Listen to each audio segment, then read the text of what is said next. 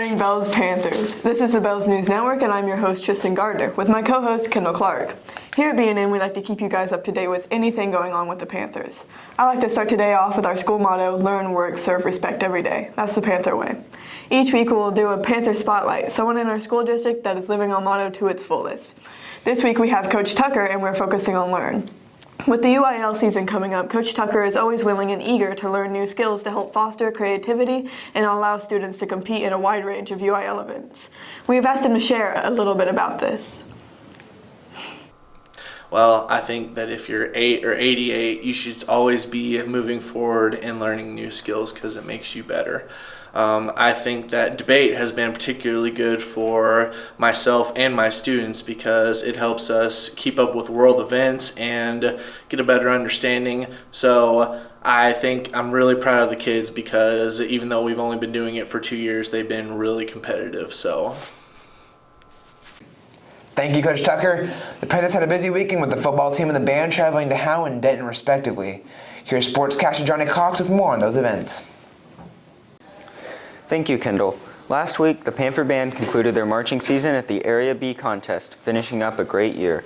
Having arguably the best year in school history, we are very proud of how they represented BHS. The football team continued rolling last week against Howe. Behind 273 yards rushing from Grady Waldrop, the Panthers went on to win 37-14, moving them to 2-1 in district play.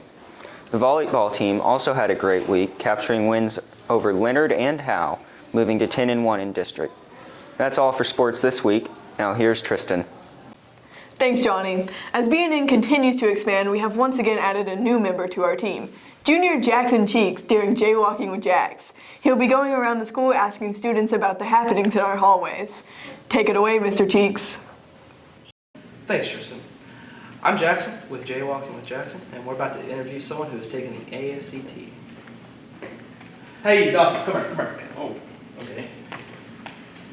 What was it like to take the ACT?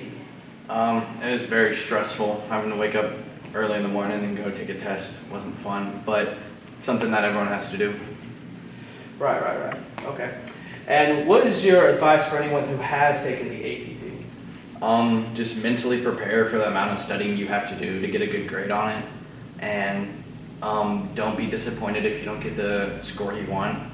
You'll have another try or multiple more tries, and I suggest take it as many times as you want so that you can get a better score every time. All right. Thank you, Dawson Hensley. We really appreciate it. And you're on Jaywalking with Jackson. Thank you. Thank you. Hey guys, Ben here from Techie Farm Boy. In the United Kingdom at the National Gallery, 2 climate activists were caught in the act of throwing a can of tomato soup onto one of Van Gogh's paintings. However, this was no ordinary painting, as it was his Sunflowers painting, one of his most famous works. The activists appear to be a part of Just Stop Oil, an anti-oil organization. The reasoning for the soup throwing was to symbolize the UK putting more money towards oil than being able to feed their people, as starvation increases in England. Thankfully, the painting was not damaged as it was kept behind a glass cover. On the other side of Eurasia, the Chinese government is facing backlash from its civilians for their zero-COVID policy. The forced quartering of citizens has caused protesters to deploy signs telling their concerns for personal survival. The origin of these signs was the overnight hero known as the Bridge Man, who defies the Chinese government with statements such as, "We want food, not COVID tests. We want freedom, not lockdowns and controls. And we want respect, not lies." This national hero has inspired other civilians to create their own signs in defiance of the CCP.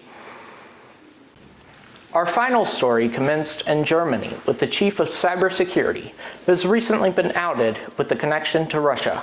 Mr. Schoenbaum was recently brought into controversy due to a company that he had as a member of a private sector of German intelligence. This company that has been unnamed due to the severity of the situation was founded by former Russian intelligence agents. The German government went out of their way to state the connection was not a coincidence and dismissed Schoenbaum under the basis of possible treason. This scandal has increased the pressure in Berlin even more since the refusal to aid Russia in the Ukraine invasion. Thank you guys for watching. I've been Ben. You've watched Been Around the Block. This week will be another busy one. Tuesday cross country will have the regional meet in Grand Prairie, and volleyball will be traveling to Gunner for a start at 6:15. Remember, this is Red Ribbon Week. Wednesday the theme is It's No Lie, Jokes Will Make Your Mama Cry, Soccer Mom versus Barbecue Dad.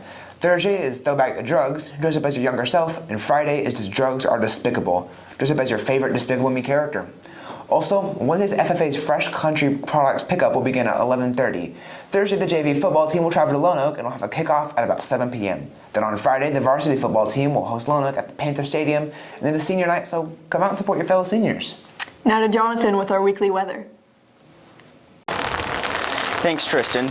This week is providing some much-needed rain, with good chances late Thursday into Friday. Tuesday will start off cool and rainy, but will clear out for the afternoon.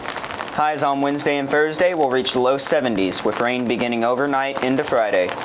Friday will be a rainy mess, with highs barely reaching 60 and rain throughout the day. Senior night kickoff will be cold and rainy, with temps in the upper 50s and light rain. That's all for the Panthers this week. This episode of the Bells News Network is brought to you by the Bells ISD Film Club, the 2nd and 7th period graphic design class, which are all now under the singular banner of 207 Productions, the Cool Breeze Snowball Shack, and viewers like you. Thank you.